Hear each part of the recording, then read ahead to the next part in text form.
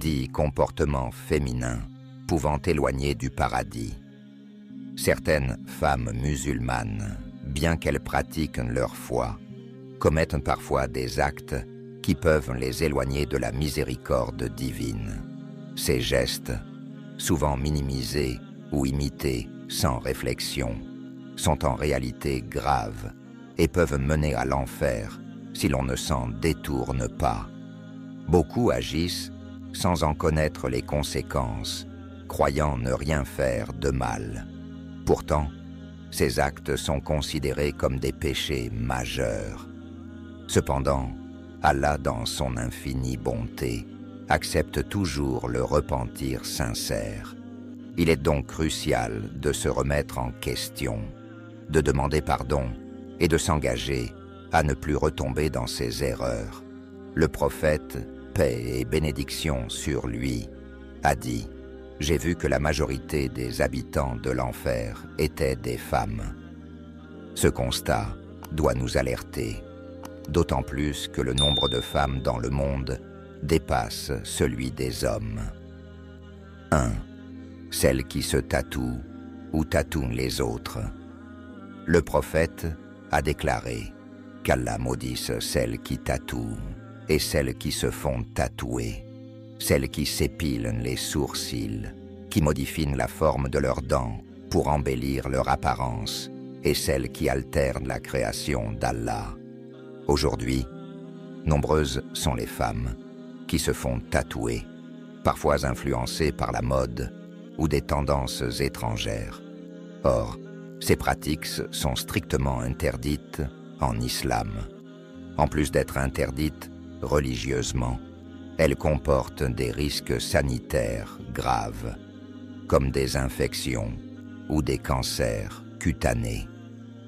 2. Celles qui modifient leurs sourcils. Toujours dans le même hadith, il est évoqué l'interdiction de s'épiler ou de redessiner les sourcils.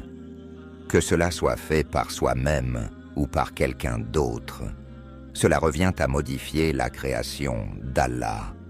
La beauté véritable réside dans le bon comportement et la piété, pas dans l'apparence extérieure.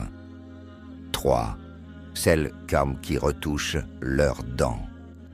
Certaines femmes demandent à faire limer, affiner ou espacer leurs dents pour des raisons purement esthétiques.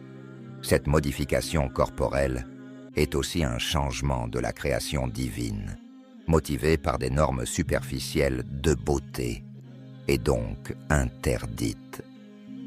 4. Celles qui portent des extensions capillaires. Un hadith rapporté par Asma bint Abi Bakr mentionne qu'une femme demanda au prophète s'il était permis de poser des extensions pour embellir sa fille. Il répondit qu'Allah maudisse celles qui ajoutent des cheveux et celles qui le demandent. Cela comprend les perruques, les rajouts ou tout accessoire modifiant l'aspect naturel de la chevelure. 5. Celles qui provoquent la colère de leur mari. Le prophète a dit « Si un homme appelle sa femme au lit et qu'elle refuse et qu'il passe la nuit fâché contre elle, les anges la maudissent jusqu'au matin. » Il est donc essentiel que l'épouse respecte les droits de son mari dans le cadre licite prescrit par Allah. Bien sûr, cela ne signifie pas obéir dans l'illicite, car il n'y a pas d'obéissance à une créature dans la désobéissance au Créateur. 6. Celles qui imitent les hommes.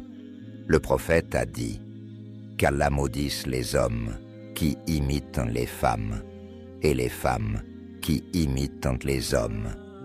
Cela inclut les vêtements, les manières et les comportements masculins adoptés volontairement. Malheureusement, cette tendance se généralise aujourd'hui dans certaines cultures modernes.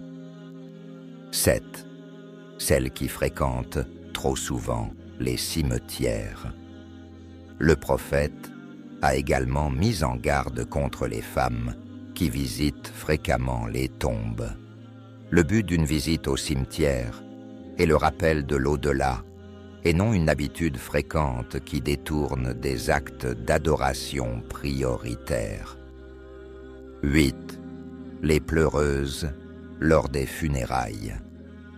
Le prophète a dit « La femme qui pleure bruyamment et ne se repent pas, avant sa mort sera ressuscitée le jour du jugement, vêtue d'un manteau de goudron et d'une armure de Galle. » Rapporté par Muslim.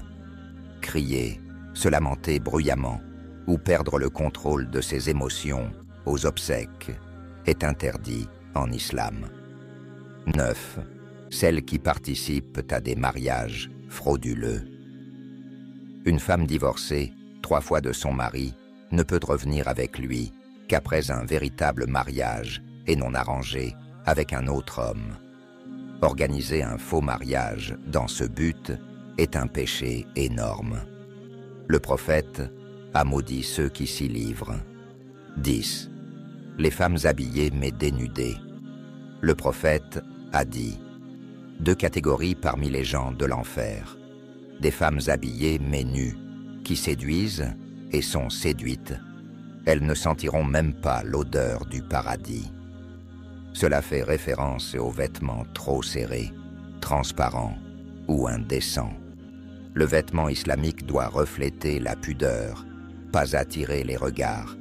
Mes chères sœurs, la beauté qui plaît à Allah est celle du cœur, de la modestie et de la foi. Multiplions les invocations, le repentir et les actes sincères. Le prophète nous a conseillé d'augmenter les demandes de pardon car, selon lui, la majorité des habitants de l'enfer sont des femmes. Que cela soit pour nous un rappel bienveillant, qu'Allah nous protège, nous guide et nous pardonne. N'oubliez pas de partager ce rappel, de liker et de vous abonner à notre chaîne pour d'autres rappels utiles.